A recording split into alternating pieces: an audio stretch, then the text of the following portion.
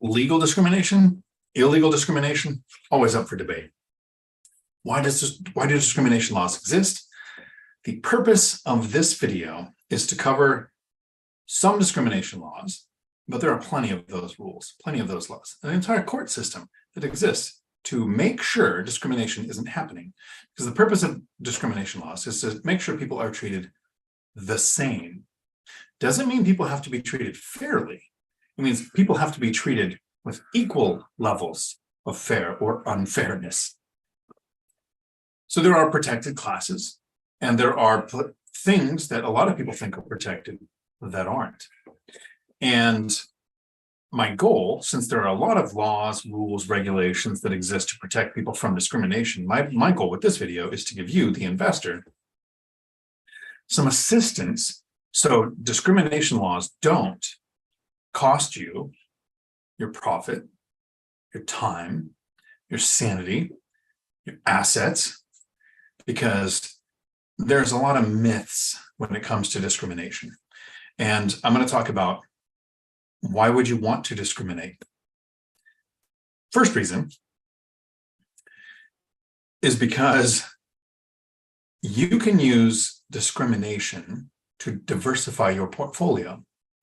The second thing is you can use discrimination to limit your risks, to limit the chance of damage to your assets, and you can do all of this legally. That's the point of what I'm going to try to get across to you. This will be a live stream where I do answer questions. I've had some live streams recently where it was me on my phone, and on my phone I can't see the comments, so I haven't answered questions during the live. So this is your chance to get your questions into the live stream so I can answer them before this is over. My goal is to get through all of the questions tonight.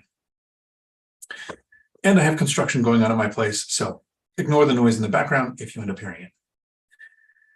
So the first thing with diversification is, how can you use discrimination to do that? How can you diversify by discriminating? And I talk about this often, and every time I mention that I have this diversification strategy that I like to use, some people just ask the question, and then some people jump in with a statement. The question is, how can you use my strategy for diversifying and not get sued? And then the people who just jump in and say, if you do that, you're going to get sued. Well, thanks for the tip. Here's how you do legal discrimination without getting sued, and how you diversify your portfolio. So I reached financial freedom in less than 10 years. I try to share the information on how you can do the same thing, even if you're not starting from the best position. I didn't have $1,000 in the bank until I was 40. I started investing, developed a system in less than a decade to make work completely optional, retired last year, will never work again in my life, by investing in buy and hold real estate. I don't own any stocks. If I had any money trapped in a retirement account, I'd still be working. So I picked an asset class that excites me, one that I can study, understand, and invest in successfully. And now I share that information with you. So since I'm not diversified, because Warren Buffett, Kevin O'Leary, Mr. Wonderful, they talk about being diversified. And there's a chronology to it that Charlie Munger, Warren Buffett's partner, points out, where people like Mr. Wonderful, Kevin O'Leary, say no more than 20% in one asset class and no more than 5% in any one asset. I agree with that. But I also agree with Charlie Munger where he says, diversification will keep you poor. If you focused on a bunch of asset classes, you're probably not likely to be successful enough at any one of them or good enough at any one of them to reach financial freedom. So instead of being in stocks, crypto, growing a business, retirement accounts, and all of those things, I picked real estate. Even to the point where, after having contributed money to a retirement account in 2020, I emptied it out and purchased a triplex as one of my properties in my portfolio. So I'm not diversified when it comes to asset classes, asset types. I'm specifically buy and hold real estate, 100%. So I have to be diversified in that asset class. The first way I diversify, which is legal, is I keep my properties at least 10 miles apart. That's the goal. I do have one property that's about 7 miles from the other. So those two they break that rule, but they were good deals, enough to justify bending that one rule, because most of these rules that I invest with to diversify, to protect my portfolio, to limit tenant turnover, are fairly flexible as long as the other rules and goals are strong enough to justify that flexibility. And I do small multifamily. I wouldn't want a 10-unit apartment complex with all of my tenants being drawn from one local area to start with a portfolio. Instead, I preferred duplexes, more than 10 miles apart, pulling tenants from different economic drivers like a base, a port, college, hospital, Boeing, Amazon, places with a large population, right? It's a very simple strategy to make sure I'm pulling tenants from different places. So I've diversified my property locations. And then I say, here's how I diversify. One more step, I diversify my tenant base. So I prefer, it's not a perfect science, but I'm shooting for the goal of having 1/3 military, 1/3 Section 8, and 1/3 working or retired. And every time I mention this part of my diversification strategy, I get people, then I said, they either ask the question, how do you do that without getting sued? Because don't sue me, bro. I labeled the video that because I'm actually going to talk about legal discrimination, which some people think is illegal, but it's not. And then other people just say, well, if you do that, you're going to get sued. You're probably going to get sued anyways. It's a sue-happy country. How do you legally discriminate and say, I want this person from the military, this person from Section 8, this person who's working or retired? Because that means at the same time, you're saying, when I want this person from the military, I don't want Section 8. And in some areas, they might be the same person. But you can also say, I want this person who's working or retired, so not in the military, which would be discrimination against a type of person, whether it's legal or illegal, because you have to think of discrimination is against a protected class, and then the Fair Housing Act even gets deeper into that. So the normal things we think of when it comes to discrimination, I would exaggerate the thought process when going to real estate, because fair housing actually adds some more stipulations to it. So it's not just age, gender, political, religious, just everything you can think of. You want to be as fair as you can when it comes to your real estate investing strategies, so that you're less likely to get sued. I can't control who's going to apply for my property. If I ran an advertisement that said military only, no Section 8, no civilians, that's probably not illegal, but it's borderline on causing you to get sued. Because remember, you don't have to do anything wrong to get sued. You just have to be sued. So I don't run my ads saying, this is the type of person I would like. I know mentally of my, and I'll get used to saying this, 18, because I just added a new duplex, 18 rental properties that are currently generating about a little over 18,000 a month until I finish the rehab, and then it'll be closer to probably 19 or 19.5 in cash flow per month. Rental units. I want to keep that 1/3 from the military. This way, a prolonged government shutdown, a pandemic, a stock market crash is only going to impact one sector of my tenants. So I don't run an ad that says military only, right? Like I said, that'd be borderline get you sued. But I can control where I advertise. If you contact the local military installation that's closest to where your rentals are, and each installation is going to have a different agency that handles housing, so I can't tell you which one it's going to be, but I can tell you to reach out to the Morale, Welfare, and Recreation agency on your military installation and ask them who handles housing here. They'll know which agency does it. And say, here's the listing for a rental that's coming up next Tuesday. Can you share this in however you disseminate your information on housing at this installation? Probably going to get a military tenant. If I have a unit that's coming available and I want to maintain as close as I can to that 1/3 ratio of Section 8 tenants, I call the housing authority. I get a hold of the counselor and I say, here's the link to my rental that is going to be available next Tuesday. Can you share this with your clients who have a voucher for this number of bedrooms that are looking for housing? And the link goes live on Tuesday. Can you let them know? You're more than likely going to have one of them apply first. Same thing with working or retired. Put it on whatever platform you use. I use Hemlane. You can use apartments.com, Zillow, list your rental. That way you can kind of maintain that balance of different types of tenants. But let's take it a step further. That's the softball version of how do you legally discriminate. I want to take it to, this is a gray area, don't sue me. I'm going to give you an example of something that I did as an employer where I actually think this was a form of discrimination. I made sure that the ultimate decision wasn't based on this information, but when I was hiring people, I preferred to hire people who had kids. I actually preferred to hire single parents. I was a single parent, and I knew that I was the sole source of income, that I needed overtime, that I didn't change jobs very often because I couldn't handle the instability and I needed the consistent work schedule. So I needed the income, the consistent work schedule. And as an employer, that's what I like. That if I have that mental preference of I want to hire single parents and I chose somebody because they're a single parent over somebody who didn't have kids or wasn't married, that would be discrimination, right? So it's kind of a subconscious thing that we have to be aware of, to where what I actually got in trouble for from my employer was there was a period of time, probably about 2 years, when I only had hired left-handed people. I don't know if that's a right-handed people are a protected class, but my employer wasn't happy with that. I don't know what it was. It's the way it went. It wasn't a conscious decision. So when I want tenants in my property, there are certain tenants you might want, certain tenants you don't want. Not too long ago, I was talking to somebody who has some rentals, and they actually said they don't like to hire recent divorcees because of the experience they've had with a few. So that's gender, that's marital status, that's a few other things. So the person says that they're very careful that they don't make the decisions based on that. It's just that they don't like to do that.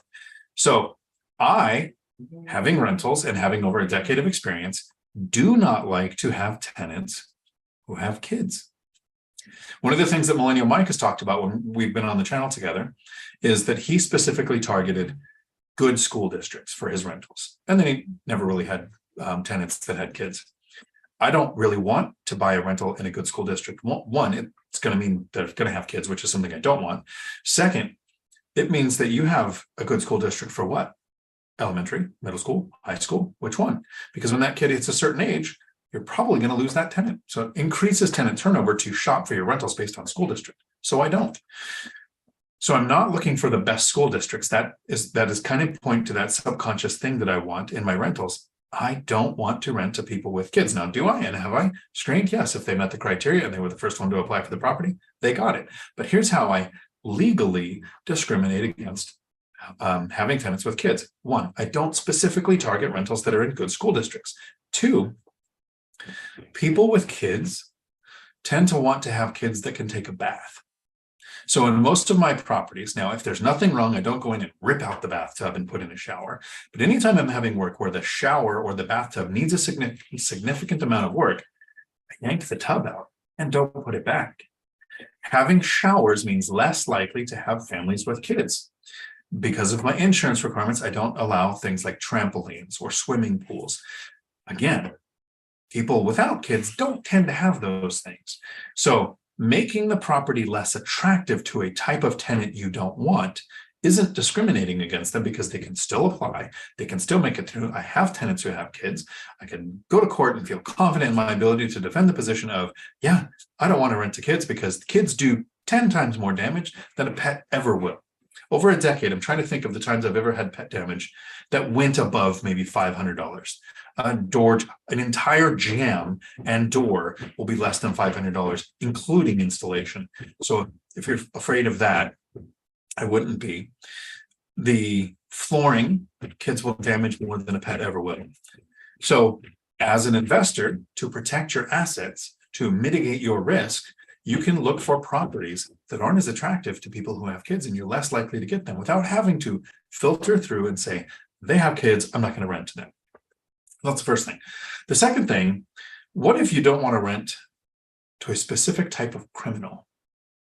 Like, you just don't feel comfortable, especially if you invest in small multifamily, and you might have other tenants who have kids or neighbors who have kids, and you don't want to rent to somebody who could be a risk to kids.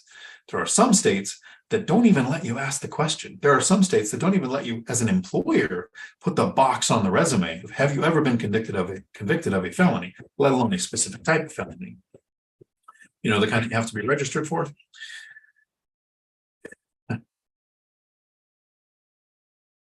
So if you really don't want those type of tenants, target properties that are within 800 feet of a school. The law discriminates for you that they can't rent that property from you. I don't actually ask the background questions. So I haven't done that strategy, but that's one. So those are the ways that I discriminate. I discriminate to diversify my tenant base. I discriminate by trying to have properties that are less attractive to people who have kids, so that I attract people who don't have kids. Another thing, if you look for a 4 or a 5 bedroom property, you're probably going to have kids unless you rent by the room. I like 2 or 3 bedroom units, even though I think in my market, if I ever found one for sale, I could probably cash flow a 4 or 5 bedroom unit better. Again, looking for those properties that aren't as attractive to people who have kids. I think I kept the intro to this 15, shoot, for 10 minutes. What happens? Where's the time go? I wanted a 10-minute intro, but that was a 15-minute intro. Hopefully it gave time for people to get questions into the comments so I can cover all of those. Hopefully any that I missed during the live streams where I was on my phone. I hope this information helps you think of how to structure your portfolio, planning ahead for the things that you want and don't want, without ever having to say, I don't rent to families with kids. I can just say, I don't want to rent to families with kids. I will, but my properties probably aren't the ones that they're hunting for.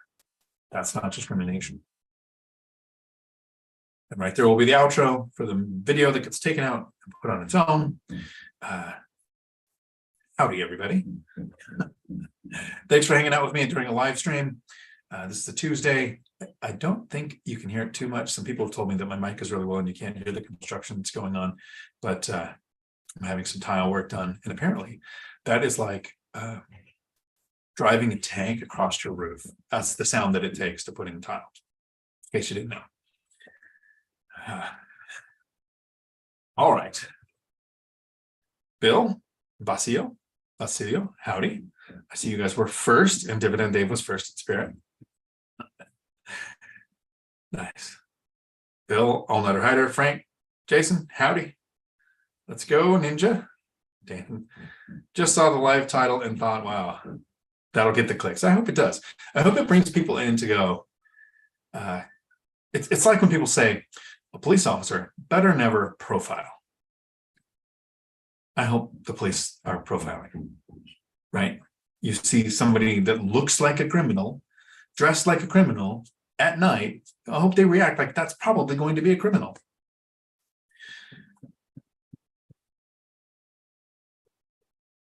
All-Nighter Hider. Fair is just an expense to be paid. Nice. Fair is how you identify Letter King things, to be fair. Chester, Laura, howdy. Tony, I hate everyone equally, so I discriminate against everyone. It's not that everyone has to be treated fairly. It's that everybody has to be treated with the same level of fairness or unfairness. So, just All-Nighter Hider. Discrimination is good. I don't want to eat rotten steak. I want aged medium rare on rare side porterhouse, so I discriminate between the two. There you go. John, Texas, howdy. Are you using Hemlane for property management? If so, are they doing your listings? Thanks. So about a year ago, I switched to Hemlane. Right now, it's 3 of my properties. I had at the time 16. About at the duplex, I have 18. When I put the other one on, it'll be on Hemlane, so I'll be up to 4. The other unit. I didn't want to go to my 16 rentals and say, hey, I got a new program. You need to learn how to use this. Especially though I have some tenants who I don't know if they're online. There's one who pays in cash. There's one who gets money orders, doesn't have a bank account. They always pay on time. There's another, she has a flip phone. She doesn't have the internet. She writes out 6 months worth of checks. So I see her once every 6 months to say, hi, how you doing? Get the checks from her. I wouldn't want to go to them and say, you have to learn how to use the internet. You have to get on this portal. You have to do blah, blah, blah.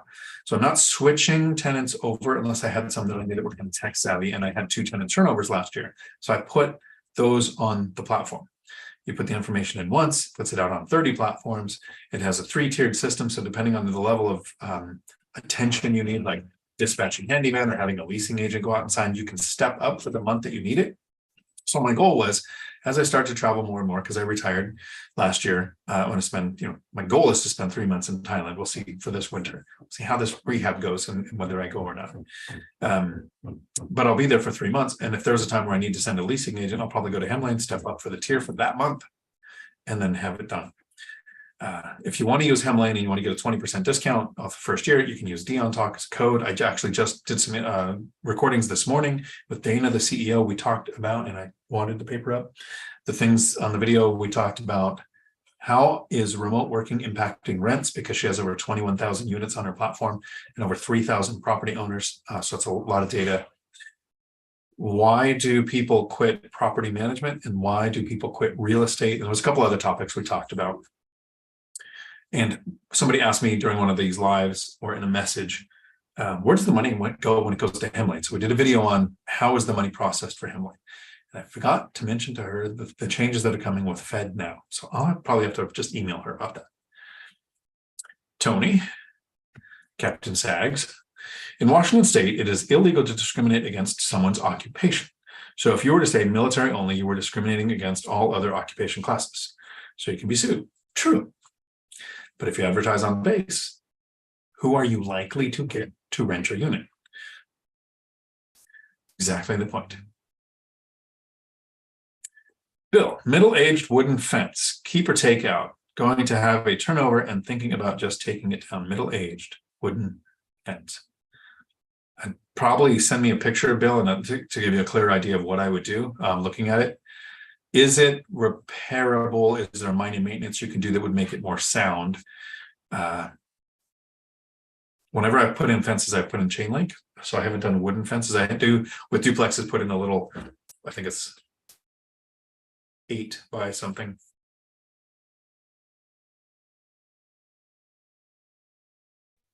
It's going to make me sneeze.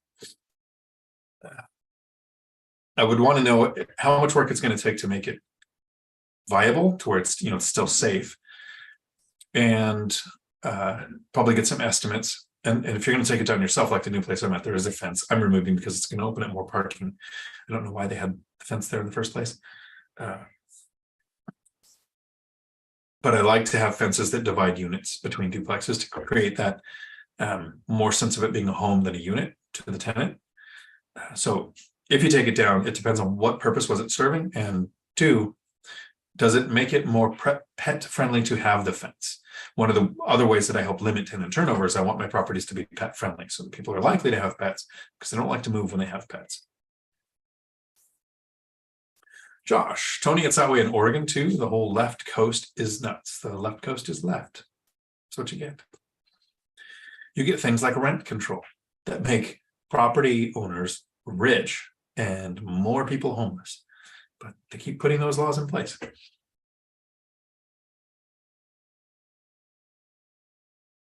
Wealth building journey. These are called dark patterns. Nice. Incentives and disincentives. Exactly. Angel R. Howdy.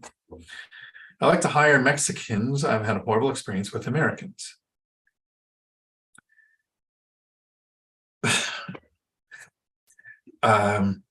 Trying to think if I ever hired somebody based on their race like that, thinking, I mean, you can have a preference as long as you're not making the decisions on it. I would like to hire bilingual people. You're more likely to have someone from a different country be bilingual, fluently bilingual, than somebody who speaks one language. I don't know that I would go by race. I do know that I've had rather interesting experiences with Latino culture myself, growing up in Southern California, out in the Mojave Desert, working in the onion fields at 8 years old, being the only white kid taking their job and getting beat up every week. So that was my experience with it. I don't think I've held that. No. I would have been a very racist person had I just been raised by my family. But luckily, I joined the Marine Corps and had that beaten out of me. You do not get to pick your family. Never be embarrassed by them. You get to make jokes about them, though. Josh, Dion, thank you for your answer on Sunday. However, my wife still thinks rentals are too risky, so I may have to take Matt's advice. Also looking for property not in crazy states like Oregon or Washington. There are crazy states. There are things to know. Make sure you know the local laws, and those laws can show up anywhere. So have a strategy for them, such as rent control. Have a strategy for how it's going to impact you, and understand how it's going to make you rich as a property owner. Could be by the county too. An example is in Seattle, an eviction is going to take you somewhere between 6 months and possibly never, versus Thurston County, it took 14 days for my friend, right? So by the county, you might have some different regulations going on too. is that investing in real estate is too risky, or is it too risky for your time or your money or your investment? Because not putting your money to work is just as risky. And as much as real estate can have issues, maybe you could point out things like, let me see if I could share this here. If I can get it up quick enough. No, that's not it.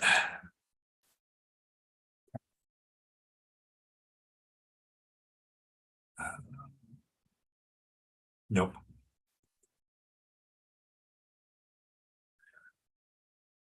Don't have the file. Okay, I will not be able to share the images. I'm just going to have to tell you. Google these because you can find them really easy if you just Google. Since we started tracking the data in 1940, rents have never gone down once. Not market-wide, it's never happened. So when people talk about the real estate crash, they meant in prices. And prices crashing have no impact on somebody who owns rentals, other than making it possible for you to go shopping and things are on sale. So that's the first thing. Rents have never gone down market-wide. Second, you can educate yourself with things and ways to diversify your portfolio. So remember, confidence comes from competence. And if you can express in simple terms how you're competent at how do I screen a tenant? How do I find my properties? How do I know aspects of the property are going to help limit tenant turnover? How do I know that the market I'm picking has a lot of economic drivers and sources of tenants? And you can articulate that to her, just say, yeah, it's kind of risky for somebody who's not educated, but here's all of the education I've done for myself to take the risk out. I've mitigated the risks. So that's the first thing. The second thing is the housing crash from 2008 for properties, the largest drop in real estate in any 12-month period for over 50 years was 8.9% in a one-year period. To go from to the 2008 housing crash, where it crashed a lot more than that, took 4 or 5 years to go from peak to trough, right? So it's a very illiquid, sticky, slow-acting asset class. Versus in the last 4 years, there's been 2 times where the entire stock market dipped 30%. Right? It just happens in a day. That doesn't happen with real estate. It takes years for that to happen. And the largest drop being 8.9% in a 12-month period, it makes it a much less risky thing. And then you can get sued. It's very risky, right? That's why you have insurance. Once you have a few properties, that's why you add an umbrella policy. That's why you actually fix things. That's why the bank is in first position on the mortgage. They actually own the note that goes on the property, so somebody can't sue you and take the property. There's definitely ways to mitigate the risk. I chose to go the way Matt suggested. So if you were there for that, that is the way to go.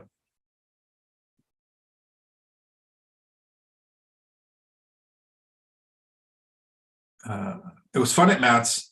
I had a great week there. I like Boston during 3 of their 4 seasons. And it kind of sucked that Matt he's got a server at his house. He's got an entire infrastructure for internet connectivity. And it died. It died twice during our live streams there. It didn't work this morning when we were going to record the 3 Amigos. I'm surprised Matt hasn't thrown the server through the window, which would have been great to get recorded. Angel R, ¿te habla español? Muy poquito. Sí, señor, I'm sure. I think it was the angel that called me the goat, but actually called me the little girl goat, and I still took it as a compliment. It's been a while. I know Portuguese. I had to learn that when I went to Colombia. I was like, oh, it's Spanish. I speak some Spanish. I grew up in Southern California. I get to Colombia, and I don't speak Spanish. I also don't speak Spanish mixed with Portuguese because I grew up saying things like stop sign being alto, not, I'll probably say it wrong, pare. Spell the word Pareda. Just spell that. How do you think that would go? Because then Google the town Pareda in Colombia and then look at the spelling and think. That's how you know if somebody's a local or not, if they could say the town's right. Captain Sags, I like to think of my property as a product who I'm marketing my product to. So if I market to a particular customer, I will get those kind of customers. Generally, you do. Yeah. Marketing, yeah. So if you watched the recent video on Millennial Mike's channel where he was with Matt, Matt had different, not Matt the lumber jack landlord, but Matt Gauge, I think is how you say his name. He what does he do? Short-term rentals. he worked in marketing. So he took the marketing skills that he had and put that to work in short-term rentals. How you market is everything. Mike M. Howdy. Can you talk about what tenant requirements, credit score, income, background, etc. you put in your rental listing? How do you tell potential renters they don't meet your requirements? So I do put it in the listing. Yeah, Josh, I was going to sneeze because I said the word work. And I'm going to sneeze again. Mike, so my criteria when it comes to my rentals is in the listings. I don't look at income. I don't care how much they make. I know people making six figures late on every bill.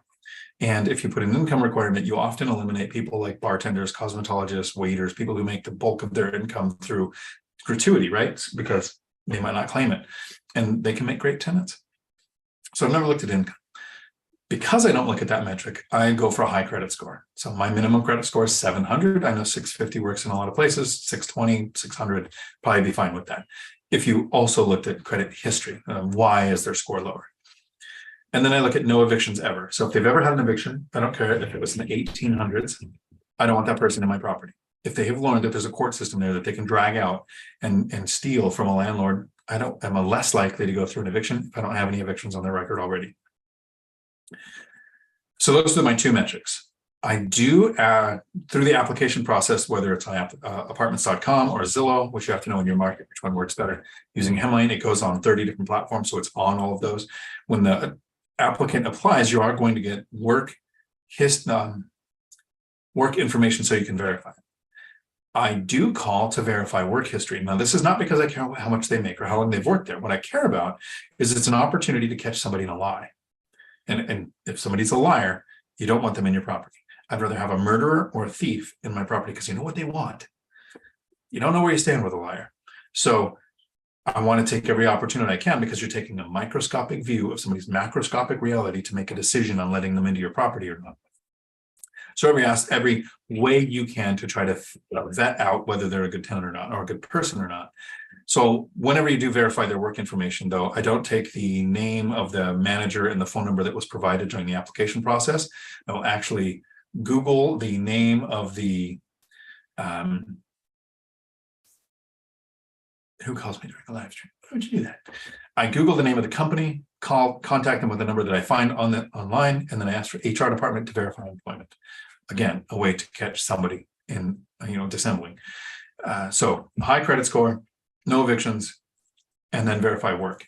Put that clearly in the description of your rentals. And that way, if somebody applies and their credit score is not enough, it's a waste because it was clearly indicated there. If somebody sends an inquiry saying, hey, I don't have a good credit score, but here's my reasoning, here's my story, then you can look at credit history. But I try to save them the application fee. And the application fees are significant. It's like $45 every time you apply for a place. So what I like to do is when somebody applies and it costs $45 to apply and they meet the criteria and it's a couple of friends or whatever, and they're going to apply, and everybody over 18 has to do a background check, right? So no evictions, credit score on every adult that's going to be living there. So first of all, those fees don't go to me. Those fees go to apartments.com or Zillow or somebody. Not even Hemlane collects those fees. It goes to the platform that they found your listing on. So we're not making money off of application fees like you see on every stupid Facebook meme saying, oh, the owners are just trying to rack up fee collection. That's not how it works. And why do I think everybody on Facebook is 84 years old? I don't know. But I'll let the applicant know if your spouse or if your roommate or your brother or whoever's moving in with you applies and you both are qualified and you move in, your application fee is the fee. Any additional application fees will deduct from your first month's rent so that it's easier on the tenant, and I'm not taking too big of a loss, to start the relationship off on a positive note. So that's kind of how the screening process goes for that information. And the way that I listed in the things is just be blunt. Credit score, no evictions, and don't apply if you don't have a credit score. And then only looking into the credit history really deeper if they reach out and say, my credit score is not enough, but let me explain why. Sure, I'll listen. To that point, I prefer to buy rent-ready or already occupied properties. So my preference is already occupied. I'm buying properties with tenants in place that I didn't get to screen. I'm not going to run a criminal background check on. I'm not going to run a credit score. I'm not going to do work verification. They're already in the property. I didn't get to vet them. So I don't use the binder strategy to get a lease in place, a longer lease in place, and adjust the rents for at least 2 months. Since I didn't screen those tenants, I'll take those 2 months to vet the tenant. And the 3 things that matter: do they pay on time? Do I get noise complaints from the other units or the neighbors? And do they call me for super trivial things? If they're calling me all the time for super trivial things, I don't want to know my property either. I hope that helps, Mike. Adam, howdy. Thank you for the super chat. I appreciate it. Hope everyone is having a good night. I hope they are too.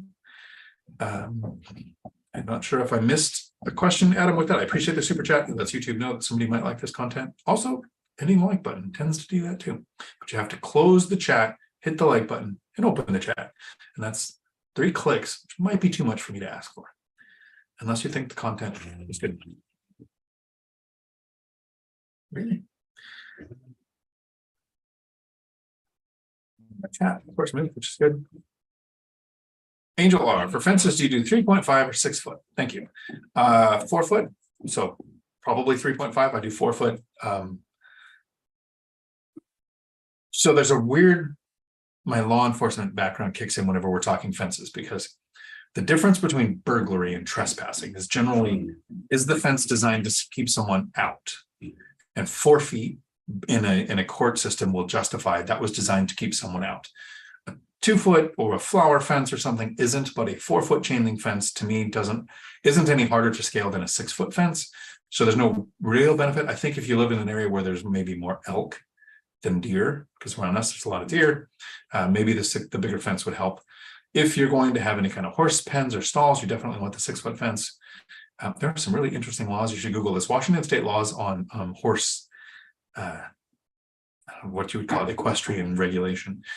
If a stallion gets loose and gets onto your property, not only are you allowed to keep it until all of the damages are paid for, but you can castrate the animal. It's like, why would that be a law? It is a law, though. Also, it's illegal to shoot Sasquatch, just in case you didn't know. When you come to visit in Washington, you can't shoot Sasquatch. Why did they have to make a law? Josh, she thinks investing in real estate is too risky for the money, believes we'll lose everything. Imagine what you lose if you don't invest. How many decades you add to your have to work timeline. Bill, thank you for the thumbs up. I appreciate it. All night or harder, not putting currency to work, a yield upwards, real inflation is a guaranteed loss. There you go. Imagine what you lose if you don't put your money to work. Maybe it's not real estate. Maybe it's a divorce attorney. It's D time, trucking landlord. Howdy. Angel R, I gotta watch that one. In my country, 6 foot fences require a permit from labor, licensing, and regulation. There you go. The goat is in a big goat. Beer goat. It's nice. Thank you, Angel R. Not La Cabrita, the little girl goat. The wealth building journey. I think Pareda. Nope. There's no D in Pareda. But I guess I'm about to be surprised with the time. Let's see. Michelle, thank you. Well, you cheat, you're from Colombia, right? But yes, Pareda, that's how you spell it and how you know if somebody's a local or not. That's actually where my friend that was teaching English at the college stayed, and where I went there. You cheat. Awesome, Dion. You speak very well because you try, and that is all that matters. What I love, Michelle, is so how I try to learn a language. I grew up in Southern California, so Spanish is kind of cheating because I spoke a lot of Spanish with my friends. Started out beating me up when I was 8, but became friends later. Apparently, if you can get beat up, people like you. But I study Pimsleur for like 6 months, and then I go to YouTube and I watch Pimsleur's language lessons, audible language learning. Then I go to YouTube and watch kids' cartoons.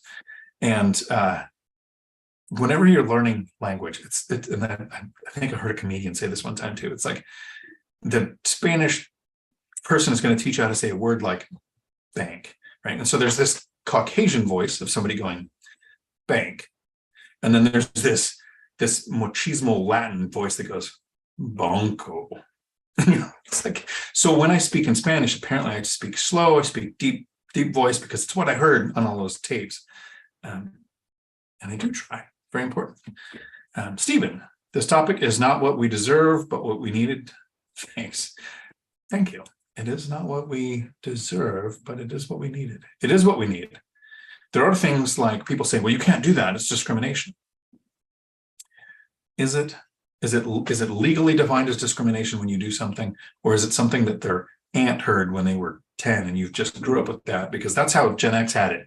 You'd hear something from an adult and you just thought that for the next 10 years. Now we have the internet. You can actually go and look and see if things are real.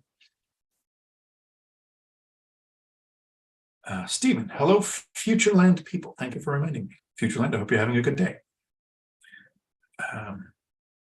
Josh, with Hemlane, as you were talking about it, is it realistic to manage from a distance? Between them and Thumbtack, it seems you can do everything a PM would be doing.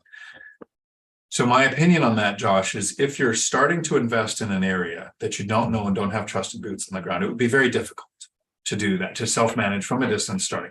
Possible, but difficult. If you're doing it the way that I did, where you invest in an area where you live and you get your systems in place, you know the agents, you know the lenders, you know the contractors, you have, I mean, it can all be done virtually. It's just, this just might be my experience. I'm more comfortable doing it where I have lived and then moving away and using Hemlane and Thumbtack to do everything from a distance. The more I think about it though, I think I could, with 10 years of experience of being an investor, could probably do this in another market.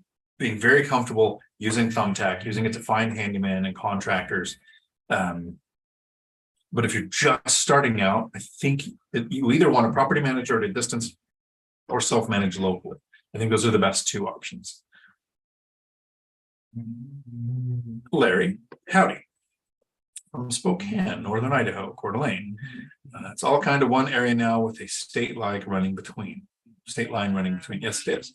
So Ken McElroy has made Coeur d'Alene very expensive by buying property there. I'm not sure where I want to live there. Spokane is, I think, to me, I think the winters are a bit rough there. I was looking at buying in Idaho when I worked for the truck driving school and we were putting a campus in Idaho. I thought, yeah, I could buy some duplexes here, house hack, go back and forth. And then luckily there was the worst winter in a decade there, and it was like frozen tundra, and I don't like that. Angel R, have you had a tenant turnover? 4. Take out the first one, that was a nightmare, but then since I got my systems in place and how I find my properties, how I invest to specifically limit tenant turnover, I've only had 4 tenant turnovers. When you have a tenant turnover, aside from cleaning the common repairs, do you upgrade the units? I generally, so Matt the lumberjack landlord likes to put everything to a high class B status, no matter where the property is. I want clean, safe, clean, functional. It's like those are the things I want. I have units where I've had tenant turnover. I have not updated cabinets. I've not updated countertops. I do go through, swap out all the electric because that's super quick, super easy to do. Not the wires, and I don't have anything knob and tube. I would do that, but just the switches and the plugins. Update those. Retrue the doors. I'll sand and paint cabinets if I have to, unless you have a property that's older than 1979, don't sand. You want to pay a painter to scrape it. This is the words of wisdom from Matt the lumberjack landlord, who's done a bunch of that. Most of his properties are older because he's on the East Coast, I'm on the West Coast. I, out of 8, have 2 properties that are before 1979. So it would be based on how old I think the cabinets are. I don't, but it's because I'm in specifically Class C market where you could have platinum countertops and it would rent for the same as you can get for plywood countertops, right? There's no difference. They look at area average rents, that sets rents. I actually have an experience with a friend who bought a duplex, upgraded one side, didn't upgrade the other, gets exactly the same rent, like within $100. So it didn't make enough to justify $28,000 in a complete, basically rehab. There are markets like Matt's where it makes a huge difference, like, $1,500 difference in the rent. Of course, knowing your local market is everything. And if I was in a market that did that, I would probably do those upgrades.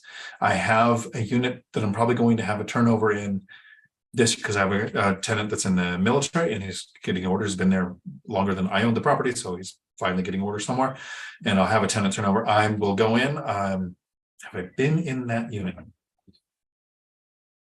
I think I've been in that unit. think everything there that's ever been a problem was handled by a handyman. There was a leak. No, I haven't been in there. Worked on the deck. Does that count? Been to it, but not in it. I might go in and look and go, is this something to rehab? Is this not something to rehab? Is it something that needs touched up? Because I don't want to do upgrades unless it fixes safety, functionality, or would get a significant rent increase.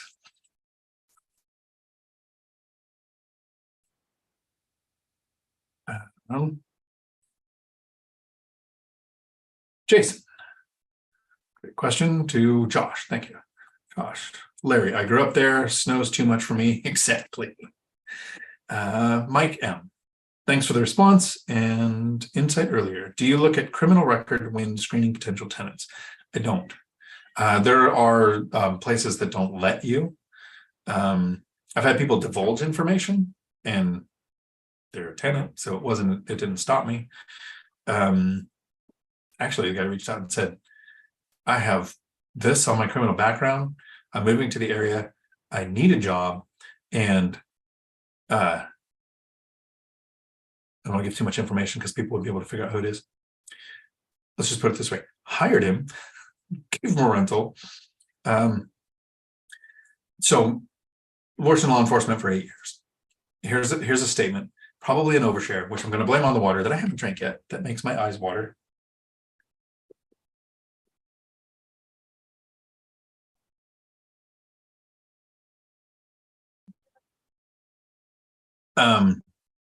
Wow. My daughter taught me how to do shots one time, which was one of my more proud dad moments because she was like 15. I'll overshare that sometime too.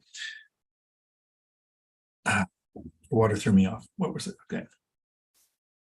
Do you look at criminal backgrounds when you screen potential tenants? Overshare for the moment. I think we're all felons. Every single one of us on some level at some point in some day, but some of us got caught. I can honestly say I've never been arrested in the United States. So I don't know that I would use criminal background to eliminate tenants, because what matters when I'm renting the property? Evictions. Will they pay? Do they care about their credit score? Those things matter. You probably eliminate some type of people if the credit score needs to be above a certain amount and they have been incarcerated for a time. I'm not sure. I'd have to Google and say, figure out how does that impact your credit score when you get out after 6 years or whatever. So maybe because I use the credit score, but no, I don't. Don't ask and don't care. Kind of like the military in the 80s and 90s when I was in the Marines. That was don't ask, don't tell. But I knew. They didn't have to tell. Matt Bittner, howdy. Is there a legal way to only accept Section 8 tenants? A legal way to only accept Section 8 tenants? Well, there are some places that require, that's going to kill me, that require your properties accept Section 8 tenants. And there was a court case that was recently lost. I believe it was in Texas. And they used the Fourth Amendment to the Constitution, illegal search, because to rent to Section 8, it requires an inspection of your property, which in this court case was deemed to be an illegal search of your property. So it's not required everywhere, but is there a way to legally only rent to Section 8 tenants? I think I'm going to have to ask other investors and maybe a legal team on that question, because I haven't tried to rent to only Section 8. I've tried to rent to a, not a perfect, but a part of the equation, a third to Section 8, by calling the housing authority and saying, here's the listing that's available. Yeah, I don't know. Only Section 8, maybe. Haven't had to think that one through yet. That's a good question. So now I need to know to find that one out. Richard, howdy. Zero to hero, howdy. How much harder is it to start today versus when you first started? High prices, higher rates, and previously all-time low affordability. Okay, This is a great question. It's actually a good question. Let me think it through so I don't have a knee-jerk reaction of I hate it when I see that, right? So that's not the reaction I want to have. All-time low of affordability. Here's my honest belief of that statement. I can't cuss with kids there. Bull dookie. Replace the dookie with whatever you want. This is not an all-time low. The affordability index is not only flawed, currently it's broken. Up until 2020, fairly accurate affordability index. They could take the median or average income in an area and say the median or average household. This percentage of people that make the median or average income can buy this median or average property. Doesn't matter which metric you're using. They can kind of go, currently, more people can, so it's more affordable. No, not so many people can. It's not affordable. It totally made sense. And then we had a universe-altering event in 2020. The economy was stopped, and remote working became more of an option than at any point in our lives. And remember, tech only represents 12% of the workforce. So people who work in tech is a very small amount of people who can work from home or not. If you take out truck drivers, which is a fair metric to do, because I want to take out truck drivers because I ran a CDO school. So who do I know? I know truck drivers. Take out truck drivers. 50%, literally, actual use of the word literally, 50% of the humans that I know work remotely, and not remotely in the office 2 days a week. I mean, remotely don't go in the office, work for a company that's out of state or moving to another state. My nephew and his spouse, she's moving to another state with her job because they don't care where she lives. So the data that says, here's the median income in this area, they don't have a freaking clue, period. And they won't. They probably, it's a lagging indicator. So they'll say, oh, in about 2 years, well, no, you won't. The Census Bureau will never know, not for decades, who was making what in what county since the pandemic switched the way that we work. The work from home option, the average person can go online, find a $22 or $24 an hour job with no experience to work from home versus the federal minimum wage of $7 an hour, $7.20 or whatever it is. And now I know it's under $8 an hour federally. There's some state ones where it's higher, but there's an actual minimum wage now of about $18 an hour because you can go to McDonald's. They'll pay you $50 to show up to the interview because people aren't doing it. You can go to almost anywhere and work front desk, $18 an hour, no experience to start. So the minimum wage, yes, there are some places where even McDonald's is going to pay you less because it's kind of a repressed area. But they have the interwebs. So the idea that housing is unaffordable is, I love the way you said it, because there's a bunch of crash bro channels out there going, oh, it's a 52-year low. And 2 years ago, it's actually the best time in 50 years to do it. Housing is affordable. Here's the caveat, but not where most people want to live. I want to, what's the best way to say it without just being a jerk? No, I'm going to take out what I want because everything I want makes me a jerk. I'm just discriminating. People who want to live on the coast, they're going to pay more. It's where people want to live. People who want to live where the weather isn't Siberia, you're going to pay more. People who want to live where there are more activities to do, you're going to pay more. But why do you think houses in Gary, Indiana can be purchased for $30,000, but $30,000 of work into it and rents it out for $1,200 a month? That's the 2% rule because not so many people want to live there. But remote work, it's 45 minutes from Chicago. Millennial Mike is a genius by watching an investor, Mark Matsky, invest in an area long enough to see he didn't fall on his face and go, yeah, let me invest there too. And then the pandemic happens. And all of a sudden, the demand in that area goes up because people can work remotely.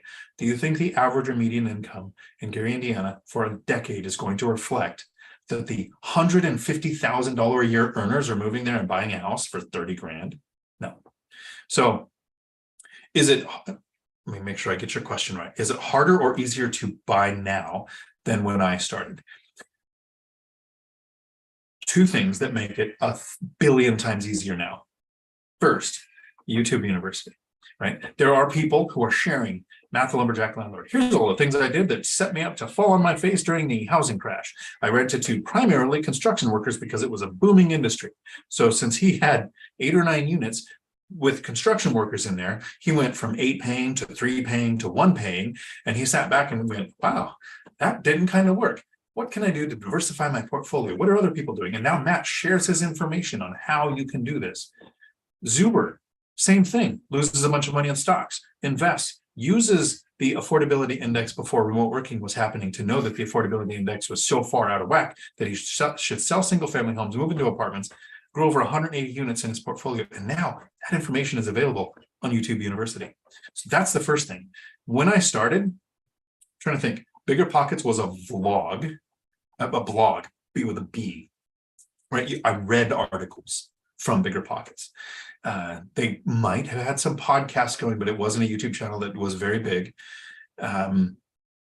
One Rental at a Time book came out in 2018. Right? So that the sources of information to go, this is how I do it, didn't really exist. We were coming out of a housing crash where people just saw houses dip 30% on what people say, well, it's a double dip price crash. No, it was like played slinky on the stairs all the way down. So there was fear.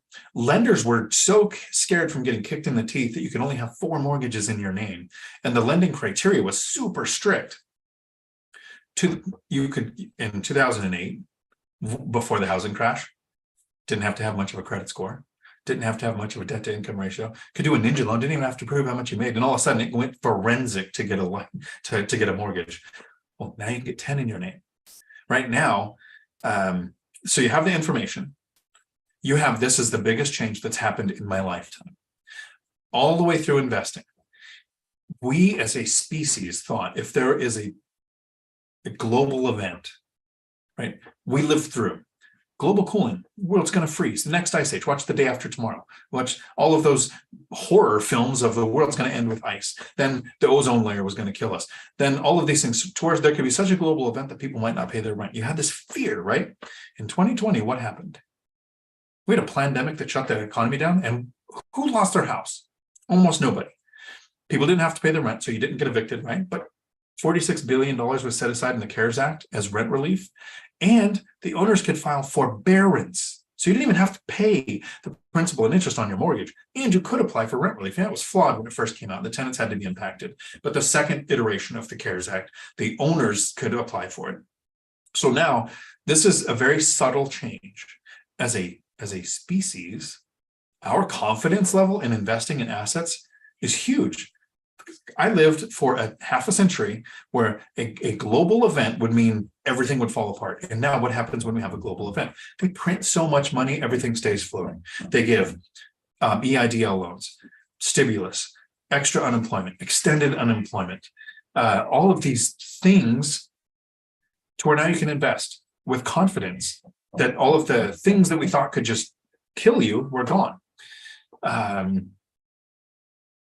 I think it's easier now. I think it's not going to be easy if you say things like, I can't house hack. Okay, so if you can't house hack, have you even looked at how many versions there are? Because there are versions of house hacking that have nothing to do with sharing living space or even having other tenants live on the property while you live there. You can house hack by buying a house with owner-occupied down payment and lending, so best interest rate, 3% down conventional loan, and buy a house, live in there for a year, move and rent it out, rinse and repeat. Do that every couple of years. For 10 years, you have 5 rentals. Financial freedom doesn't take dozens and dozens of units. It can be done. Use the 1 rental at a time strategy of get to 4, your life changes. Harder to start when I started versus now. I think the thing that's hard now is we have examples of people who reach financial freedom in a couple of years with a lot of units. And we think, if I don't do that, I'm not successful. If I started today, right now, from zero, right, I'd get a job. I did a short on this a while ago. Get a job, work for 2 years, establish work in the same industry so I can qualify for a owner-occupied loan to buy a duplex or house with ADU, so I can house hack and reduce or eliminate my expenses. 2 more years of saving probably to get the down payment for the next one, which could be a house hack or an investment property. So 4 years would pass. I'd do 2 things. That's what it seems like it's hard to convince people to do. Josh moves to Washington. We go to lunch. We talk a couple times.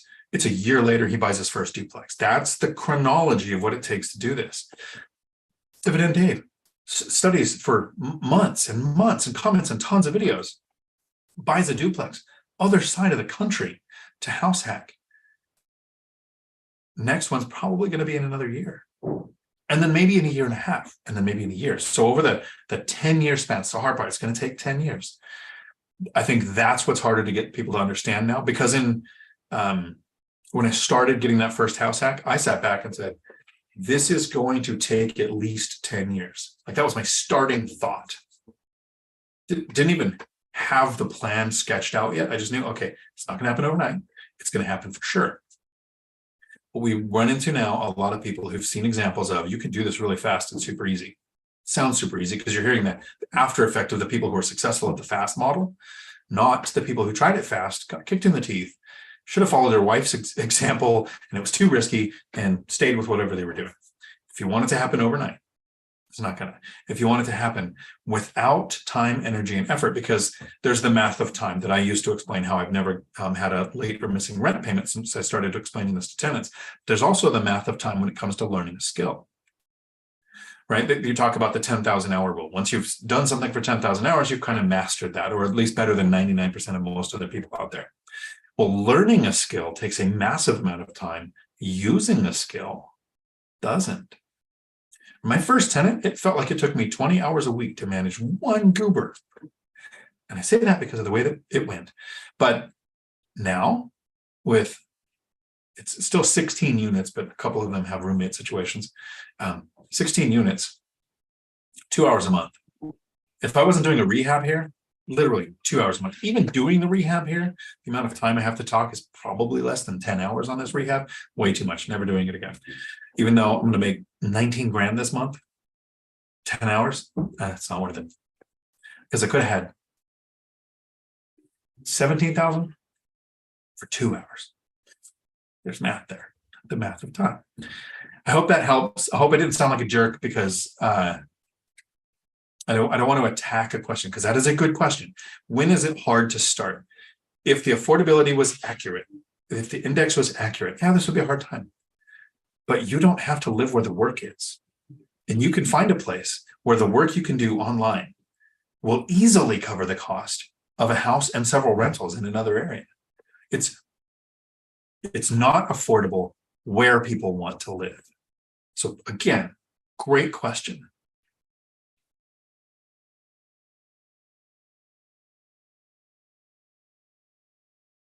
Okay, and I see Matt jumped in with a super chat. I agree with not holding criminal background check against application. However, I just rejected someone over violent felony assault, felony arson charges. I'd get good fire insurance, put an arsonist in there all day long. That was a joke. Just in case it wasn't clear. But yeah, so again, I haven't asked. So if they divulge, then you can use it in the decision-making process, but you're not supposed to discriminate versus on certain things. Thank you, Zero to Hero. That was a good question. I do appreciate it. Richard, is it the landlord's responsibility to supply a fire extinguisher? And if so, where should it be located? Know your local laws. Real estate is local. Maybe there are some areas where it's responsibility of the landlord to provide them. I believe with short-term rentals as a landlord, I would want to provide it. Midterm, I would probably provide it. Maybe. I don't provide them to my tenants because this is something, don't know if it's true or not, but I don't want to risk it. If you provide a fire extinguisher and it doesn't work, you might assume liability for it not working. So what I do is I require a fire extinguisher and I can sell it to the tenants for $1. So this is kind of a gray area thing. They bought it, it still needs to work. But they purchased it. I'm not providing it. The second thing is, and this is kind of like, I require renter's insurance, but I've never checked or verified and don't care if they have it. I have a clause in my lease that says I require it. What that is it lessens my liability if the tenant has a claim because I required them to have their own insurance. So there's not a 100% right way. This is how you do that all the time, but that's how I do it. And I would think located in the kitchen would be the place. Sam Farham, howdy. Lexinomics, howdy. How do you respond to a request to show the vacant property with an application first? Two versions of this. That's a good question. Thank you.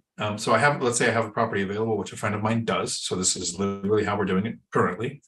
You put the listing out on Hemlane. It goes out to 30 platforms. You can use apartments.com, Zillow, Craigslist, Facebook Marketplace, however you want to advertise the unit. If somebody wants a tour, if they do an application, I will schedule a tour. I will put my time into showing a unit to somebody who pays the $45 on apartments.com to get an application screening. I'll do that. But if they don't want an application and they want a tour, I totally understand. I wouldn't want to pay application fees if it might be a place I don't want. I'll do an open house version. I'll say Thursday evening, 5 to 7 or 5 to 6, or Saturday from noon to 1 or whatever works best for my current schedule. I will let every person who's interested, expressed an interest, which is usually a lot, 20 to 30, every time I posted one. I'll say, at this time, there will be an open house format for you to come and view the property. Be aware, other interested parties will be present. That way, I'm limiting my amount of time that would need to be used on people who might not pay for the application, might not qualify. You get looky-loos. And but if somebody does pay for the application, that means they've expressed interest, they have skin in the game, then I'll put my time in. That helps. Oi, Aud. Why your head is like an egg. Define egg. Huevos, eggs, yeah. As in kiss my. Not sure, but if you're going to come with a joke, have a better one than that. Contract notification. Why is my head like an egg? Well, I was dropped on it several times, twice off of a barn where my brothers built a plywood airplane and threw me off. That might be it. Second, I was offered either testosterone or hair, and I chose Ninja Vanish. This is wild. Fourth Amendment case for Section 8. Interesting. Hopefully you Googled it, and I remembered which amendment it was, which would be very impressive to me because I don't have a great memory. All-nighter hider. Thank Lumberjack Landlord. Thank you. Because drive-bys. True. Zero to hero. I asked my question due to the fact I have been looking for duplex average payment 3% down is $5,500 a month, $700,000 purchase. I have good credit, $45,000 is lowest down payment looking in Snohomish. Rent is about $2,300 in that part of town. I think it's illegal to say pandemic, just a heads up. Not illegal, it can get you demonetized, but I don't care. I'm here for the money. And it's a triple leaf of money. Flew to Boston. Easy to identify mentally deranged people because they're still wearing masks. I will say that kind of stuff. I don't care which side of the fence you land on. It was all bullshit stuff. I blame the water. So 3% down. Generally on a duplex, you're going to be paying 5% down. So you have to hunt through. You can do 3.5 if you do FHA, but I don't recommend doing that. Both me and Millennial Mike did 5% down owner-occupied duplexes. You can do house with ADU. So make sure you're adding that to your search there. Numbers work just like a duplex, but you eliminate some of your competition. A lot of investors forget to look for ADU, and this is what you want to look for, not just ADU. You want to look for ADU, DADU, JADU, accessory dwelling unit, auxiliary dwelling unit, granny flat, mother-in-law house, like list every colloquialism there is that the listing agent might think it's called to have it show up. And then, no, the numbers aren't making sense. They're not. They didn't make sense on the one I just bought. Watch days on market. This is what shifted since the last couple of years. For a while, we had speed was your best friend. You wanted to get the offers in before the seller realized they were going to get a whole bunch of offers. So you wanted the sunk cost theory to show you that to get lined up with you. So where that seller, even though they've accepted your offer, got a better offer, they've already accepted yours, probably going to follow through with it. Now what you do is this place I'm in was on market over 100 days. I made an 80% offer and I stuck to it. If they took it, great. If they didn't take it, I walk away because whoever has the ability to walk away has the power. So look at some of these properties. If they've been on the market 3 times what's normal, and here in Washington, Snohomish, it was 9 days is the average. Kitsap was 9 days. Pierce and Thurston were 6 days. So you have to kind of know the counties that you're in. Beth Traverso shared that data.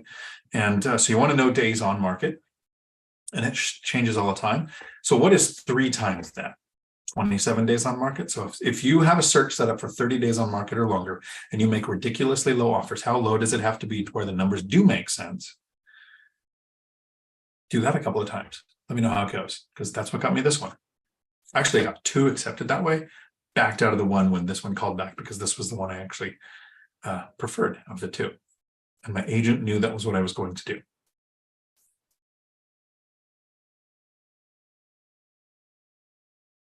But I do appreciate that Ali Awed became a member, or not a member, a subscriber for at least 5 minutes to put in an insulting question. I like it. That's dedication. Which means you probably have the perseverance to become an investor. So you should watch. Make work optional. 0 to hero. I got that question already. Yeah.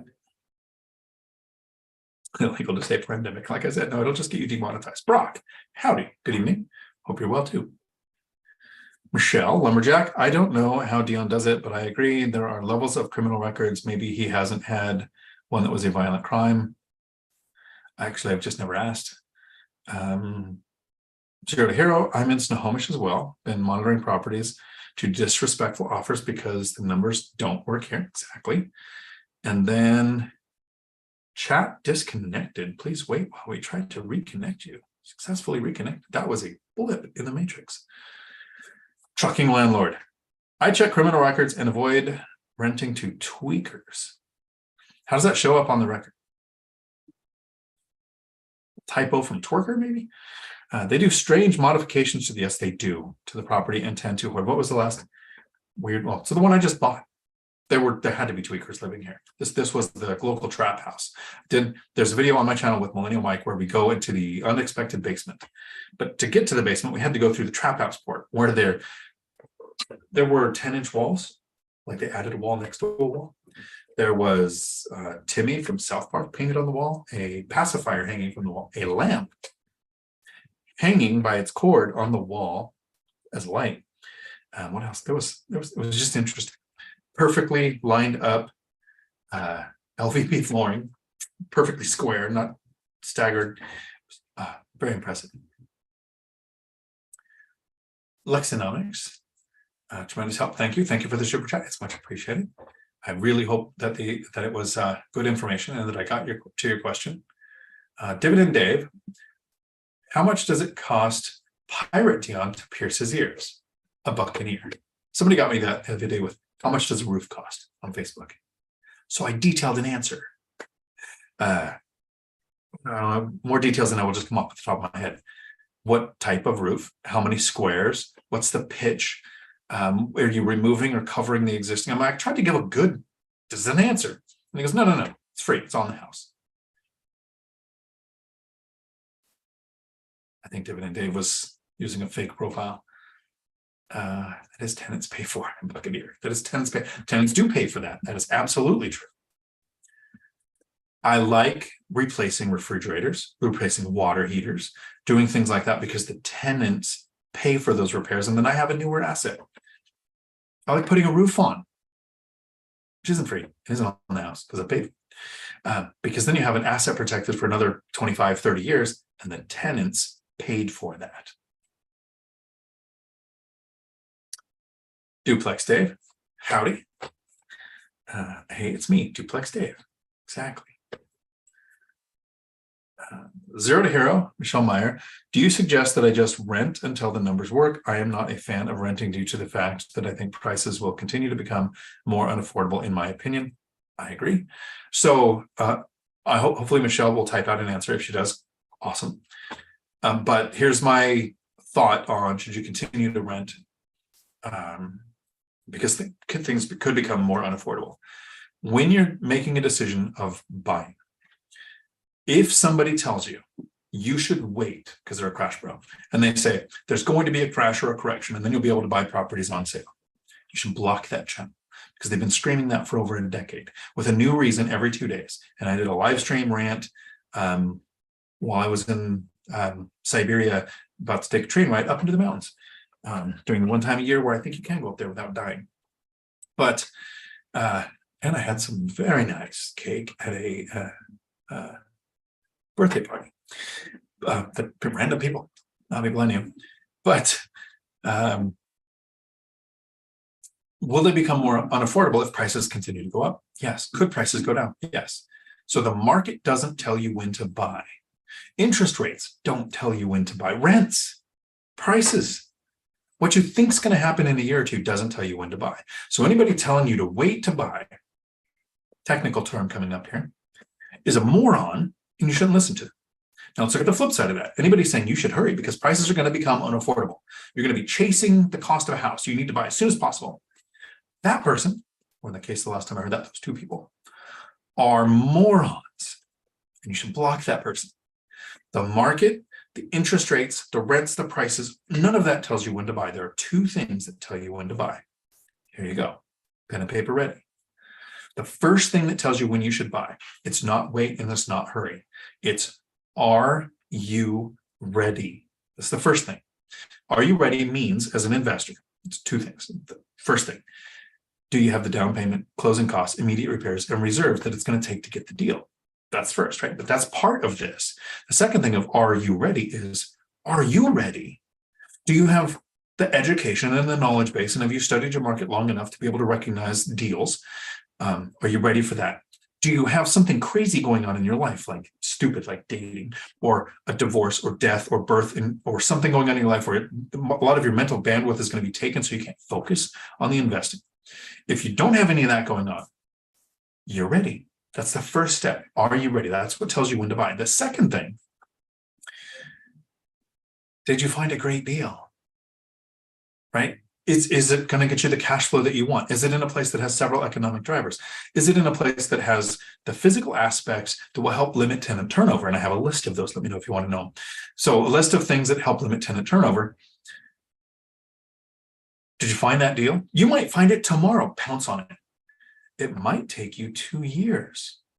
My last purchase was May of 2021, which sucked because Zuber started doing these June of 2021. So I went without one from May of 2021 all the way up until July of 2023. It took me 2 years to find the great deal that I pounced on. I wasn't rushing. I wasn't waiting. I was hunting every day. I wasn't hunting so much in the US there for a while because I was considering Portugal. I was trying to be transparent. Here's why it kind of also might have took 2 years. I was thinking of buying in Portugal, so I was stacking up money to buy cash because the United Kingdom, if that's part of the EU, UE, I don't know, it's called America, they don't teach us stuff, generally has 5 or 10 year adjustable rate mortgages. Like Canada has 5 year. I don't want an adjustable rate mortgage, so I was going to buy cash. So I was stacking cash for that. Went to Portugal, great experience. The Algarve, it's beautiful, beaches are amazing. People, not so much. So I'm not buying there now. So what I chose to do is to buy a property here in the US. It's my first BRRRR, which I don't know if I'm going to refinance it at the end or not. But the idea was purchase a place where I live for free. I have cash flow from the other unit without a mortgage because I paid cash. Rent out the unit that I moved out of and have increased my cash flow once the other unit is done being rehabbed and rented. So the unit I moved out of is another $1,000 a month because there's no more added cost there, but there's another tenant renting the room that I moved it out of. The other unit here is going to rent out for probably $1,800. I could get more, but I'm probably going to consider $1,800. So that adds about another $1,000 to my cash flow. So that's another $2,000 increase, and I'm still living for free. So I can travel to other countries, and that $2,000 a month is going to cover my housing when I travel, instead of buying a place in Portugal that I had to stay at my place and then try to optimize it by renting it out when I wasn't there and doing the local laws. That's how I went on there. Not sure how I got on that tangent, but I hope there was some nugget in there that helped you. Duplex Dave, I've had great luck with military tenants and first responders. I like to have military tenants and Section 8 tenants because the two things you have there is you have a chain of command you can contact if there's a problem with your military tenant, and you have the housing authority you can contact if you have a Section 8 tenant. Part of my diversification strategy is also having tenants that tend to be better tenants. So yeah, I've had good luck with military. And do I have any first responders? I don't think I have.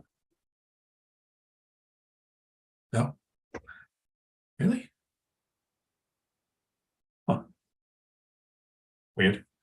Never thought of that, but I don't have any. Mike M. Are your applications paper, electronic, or a combo? What support do you require? ID, pay stubs, W-2, etc. Good question. Thank you. All electronic.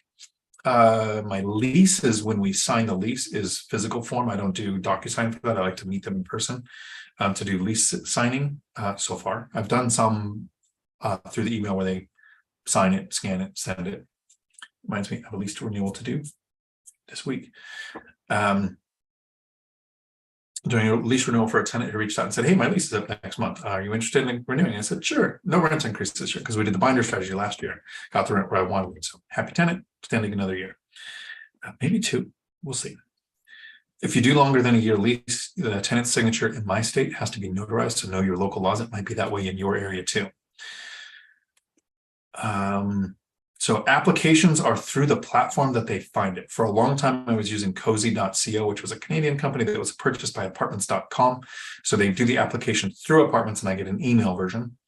Then I've used, for the last couple and the ones going forward, I've used Hemline. They put it on 30 platforms. Those platforms are all electronic applications. You get an email.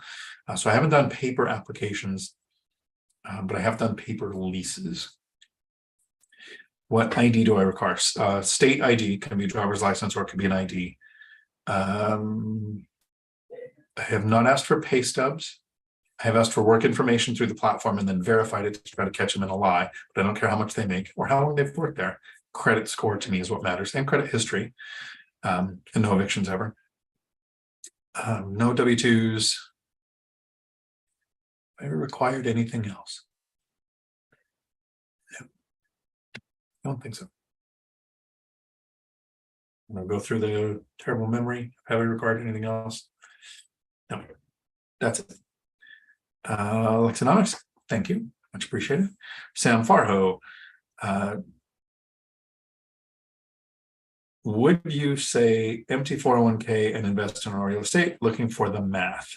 Okay. So yes, but no. Hope that cleared things up. I don't suggest putting your residence at risk by taking out equity, which is adding debt to an existing asset, or putting a loan against your retirement accounts or your stock portfolio, or emptying out a retirement account to deploy the funds in real estate for your first, second, and maybe third deal, because that tends to be when we make most of our mistakes and you're probably going to lose money.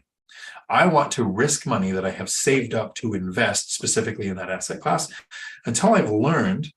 So I started investing, and let me see, when in 2020, I emptied it to buy the triplex. So I had single family house, 3 duplexes, and a 4plex. So I had 5 properties before I emptied my retirement account and put the money to work in a triplex. Now, to be fair, the CARES Act allowed you to take money out without paying the 10% penalty. So I happily paid the taxes, no regrets.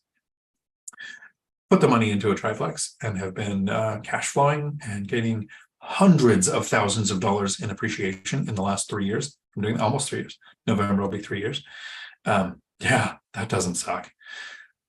But I lost money on my first investment for over a year because I wasn't educated. I didn't have my feet under me. I didn't have any of these systems in place.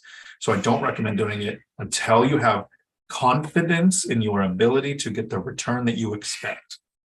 Then, yes. So I said it a little sarcastically, yes, but no. Hopefully they explained it clear enough by the time I was done. Another great question, because I hate retirement accounts. If I had money in a retirement account, I'd still be working. I don't like anything that would make me still be working.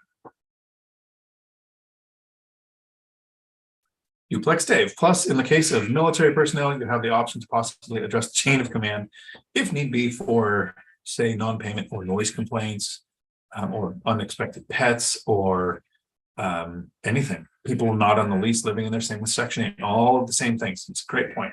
I totally agree. I heard a smart person say that one time too. Michelle, try creative financing. I don't recommend waiting, but your numbers have to work. Don't stretch yourself. Agree. They have to work. Rob, howdy. I don't think Mike's been shot at this week yet. Did Mike's experience convince you to do a short-term rental? So Mike's experience isn't over. He's experiencing that. I've wanted to do a short-term rental as an experiment, not as an investing strategy, to see how it goes. I think, having looked at it now, I would do midterm over short-term. Maybe I'm looking at that backwards. No, I would do short-term. It takes more work to do midterm rentals than it does short-term rentals. Short-term rentals, it seems like, oh, you have more tenant turnover. Yeah, you have a cleaning crew that's going. You make sure things are stocked. That's texts, that's emails. Midterm, you're screening and vetting tenants. you're trying to attract tenants. So I have my triplex. I call it the triplex. It's actually a house and a duplex on one property. One of them is an ADU. I don't know which one's which. But the house, I was coming up like 2021, I think. Yeah, it was the end of 2021 when I was binder strategizing all of the tenants. I kind of actually hoped for those tenants to move. They were, I thought they were on the path to move because weirdly, both of them are from the two towns I lived in when I was a kid. The ninth grade in one and the high school in the other. They were from those same two towns. And when I met them, I was like, hey, you're the tenants living here. I purchased the house. You're the existing tenants. So we were doing the binder strategy the first time I met. This would have been November 2020. I said, what I like to do is help my tenants get on the property ladder. You know, you live in a triplex here. There's 3 units. I'm going to get paid for you to live here. What I'd like to do is teach you how to buy something like this so you don't have to rent. You can become the owner, make money. They came a couple of times and said, hey, how do we get out of our lease if we buy a place, which means they expressed interest in buying a place. I said, so what we'll do is we're going to give you the 1-year lease, and I explained why. My lenders are more likely to give me the next loan as long as I have more than 3 months remaining on the lease. That's my justification for wanting a longer lease. But I said, if you're going to buy a house, and I did this with another gentleman, we're going to give you a $50 lease termination fee, which means, let's say you buy a house and you move out, and you owe me $50. Lease is over. You don't have to pay till the lease is done. I don't have, because I'm trying to help them buy a house. I go, here's the agent you can work with. Here's how the lender. Here's who you talk to get the lender. They ended up not wanting to buy. And we did the binder strategy again in 2021, end of it. And it was like a $500 increase. And I was like, dang, I'll take more money. Sure. If they had moved out, since I have a single family house that might work as well. This was a single family house that I think would be great for midterm or short-term rentals, because I don't want to do my duplexes or my fourplex. I don't want a short-term revolving midterm tenant next to long-term tenants. So I thought this house kind of by itself, perfect opportunity. So I want to, didn't go the way I wanted because I'm not going to kick somebody out of the house, especially when they go, hey, how about a 28% rent increase? All right, fine, I'll take money. That's how that went. And they watched my channel, so hopefully they found that entertaining. I would still like them to buy a house. My goal is to get all of my tenants. I've only had this one person do it. Somebody did inherit a house and they moved out. But this other person, same thing. Lived in a duplex, purchased a house, moved out, had the $50 lease termination fee, which I don't think I actually charged him. It was just there to let him know he can get out of the lease because I was helping him buy a house. So I don't know if Mike would convince me, but I'm going to watch his stuff and see how it goes. I think he's doing really good going to Matt and getting the information on how short-term stuff goes. Oliver, howdy. If you have an attached patio storage on your rental unit and have key for deadbolt, would you replace it with a smart keyless lock, Defiant or Schlag? Probably Defiant. I'm trying those out. I would replace it. I don't like any exterior, anything to have keys. I don't know if I have anything interior that has keys. I do have the things that lock where you can, turn that with a coin to unlock it, like a bathroom lock or whatever. Those don't have codes. But the exteriors, I like to put codes. Defiants are cheaper, like half the price of Schlag. I've used Schlag for over a decade, and in a decade, I've had one issue. Just doing Defiant on the new place, pretty happy with them. But I don't want to say I endorse Defiant until I've had them for 3 or 4 years, see how long the batteries last, see if the mechanisms fail, how they handle bad weather. Too hot can be just as big a problem as too cold. We'll see. So currently, I would probably put in Defiant, like $50 or $60 versus Schlag is usually $109 to $129. What I would do is wait for them to go on sale. So I would be monitoring Home Depot, Lowe's, and Amazon. And anytime they were on sale for $89, I'd buy 3, 4, 5 of them and stock them for when I would need them. So probably do that. That is one I would make sure I kept the key to, though, in case the battery dies. Make sure you keep your key. What I like to do is in this book, my entire business is in this book, and on certain pages there will be the paper from the lock for the unit on the property's info, and I'll tape the key to it. If you have 2 exterior locks, it doesn't really matter to have the key because you can get in one of them. Then both batteries aren't going to die at the same time. But if it's just one storage shed with only one point of access, I'd make sure that was a key that I kept.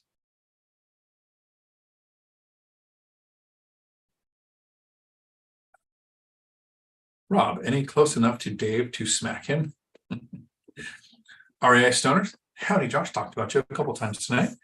How is your duplex going? And thank you for the follow-up questions. I appreciate it. Hopefully my answer on the HVAC was helpful. That is how I look at it. All right, Dave smacking himself.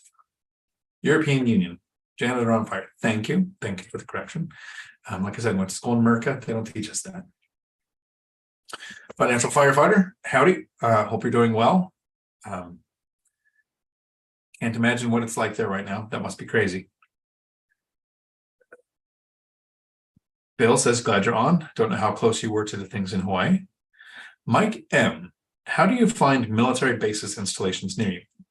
Kind of Google and road signs. You can look at Google. They usually be grayed out as far as the map goes. I would literally Google military installations near in zip code, town, any of that. Generally, the military installations are usually only big enough to have an impact on rentals if you're already aware that they're there. If you live in Washington, you know that JBLM is one of the largest bases on the West Coast, and that near Yakima, where they do their NTC training, is one of the largest live field West Coast training areas. You just know that because you're in the area. There's probably 6 or 7. There's the Bremerton Naval Base. There's the Everett Naval Base. There's like all these others that you kind of know, but if you're not really close, you don't know. I know because now I live in Port Orchard, across from the base, and I get to hear the PA system announce, "Did you know that it's 8 o'clock in the morning? Did you know that it's 8 o'clock at night? Did you know it's a random time of day?" Why does the Navy do that? That's what I would do. And then you can, almost every military installation is going to have an MWR, Morale, Welfare, Recreation Department, that will know who handles housing for that installation. The cool thing with military bases is it's not always just military. You have a lot of contractors that get stationed basically around and move for different military installations as well. Rob, we are getting close to the end, so I will entertain any question. This is a non-related question. Just downloaded Baldur's Gate 3. I am definitely not a fan of Baldur's Gate 1 and 2. I don't like top-down games. That's another reason why I'm not much of a Diablo 4 fan, or 1, 2, 3, or however many there's been. I'm going to try it because I have some friends who are gaming on it, and it does have a multiplayer thing. It's how you stay in contact with people.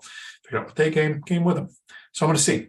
Initial, literally today, downloaded, had to update drivers. That's what I hate. I love playing. I wish games came out on Mac, and I would just do that. I play them all on the Mac.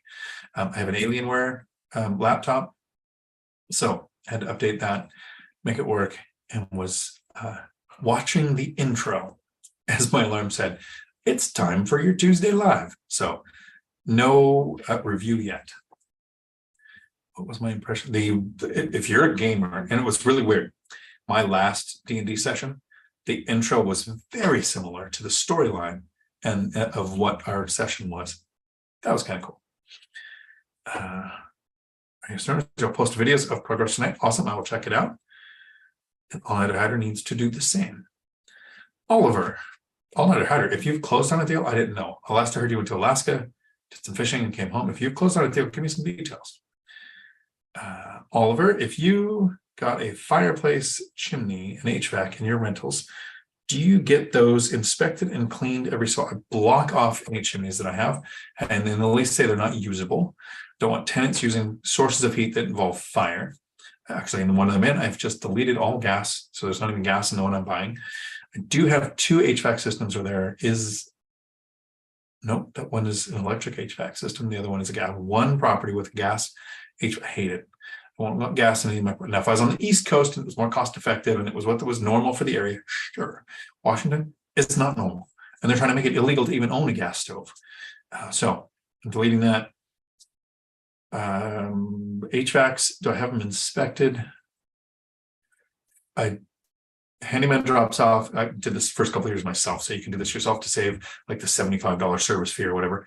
But they're going there to fix anything. They'll drop off filters for the other changes, and then they'll do 1 filter change a year. That's kind of an inspection of an HVAC system. Dryer vents, I get them cleaned probably every 5th year. That's what I've done on those. So no, not inspected regularly. That's how I've handled that. But fireplaces and chimneys, fireplaces blocked off. I'm trying to think if I've ever had one inspected when they were in use. No, I blocked it off. Maybe they're normal for your area. If you're in an area where wood is predominantly the most used source of heat, yes, I would have it inspected, especially the thing that stops the sparks from coming out, because the fire department can come by. That can be an issue. Ninja Vanish, Baldur's Gate 3 is a lot of fun. I'm hopeful. I'm going to give it a shot. We'll see. Okay, all-nighter, you haven't closed on one yet. Fair enough. I just thought I missed something there the way you worded that. So I'm going to give it a couple more minutes here. If anybody has anything to wrap up with, any other questions you'd like me to cover, really quick. Why do we want to discriminate? We want to discriminate to mitigate our risk. We want to discriminate to protect from losses. So what do we want to discriminate against? One, we want to discriminate against having our entire portfolio's income based on one sector of the market. So I prefer to have 1/3 military, 1/3 Section 8, 1/3 working or retired. So this is a wrap up from the intro to the video. I can't go with an advertisement and say military only or Section 8 only, right? So I control how I advertise. Where I advertise determines who I'm probably going to get as a tenant. So that's the first thing. The other thing is I really don't want kids in my properties. Will I rent to people with kids? Yes, and I do. So I'm not discriminating and saying I won't, but to limit the chances of having tenants with kids, I will do a couple of things. First, I don't shop based on good school district because I don't want kids there. So I don't want to be in a good school district because that also increases tenant turnover, because once kids get out of the middle school or the elementary school or high school, they're going to be going to a different school and they can probably, the whole family can move. Not my preference. Second, kids break things more than pets will ever will.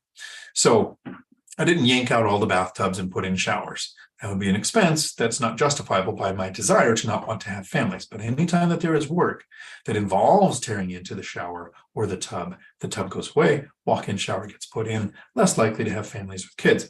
Insurance, I don't have insurance that allows trampolines or swimming pools, also helps me mitigate and reduce the risk of having families with kids. So that was the point of this video, how to legally discriminate, to diversify your portfolio, to protect your assets. I hope this has been fun.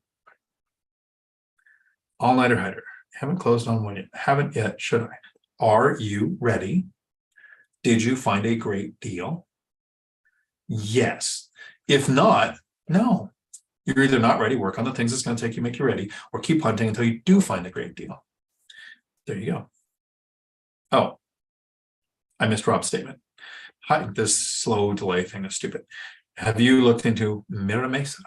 Don't know where that is. Mesa sounds like Arizona. Mira Mesa sounds like San Diego area. Been looking in Riverside. Riverside is San Diego. Okay, so you guys are Southern California. Perfect. Know your rent control laws there, all-nighter hider. You should with the channels that you're watching. Also, I think it was you who recommended Jason Hartman. Thanks. I'm really enjoying his content. If you haven't listened to Jason Hartman yet, you guys need to check him out. He is, he's got as much, I think, time experience investing as Zuber, like the timeline. He's an anti-crash bro. Like, he doesn't say there's not a crash coming. He's saying all of the reasons we keep hearing that there is a crash coming, here's why they're stupid. I'm enjoying hearing that. He's much more articulate than I am, so you might enjoy that better too. Definitely check out Jason Hartman. Found a financial partner, so I'm more ready than I was. Awesome. Dion, did you ask Matt how much he paid to have his IT fail? I kept making the joke. I think his Ashley was out there just clipping the router. Don't know. Thank you all very much for hanging out with me on another Tuesday. I hope this has been helpful. Until my next video, it should be Thursday. Thanks for coming to my Dion Talk.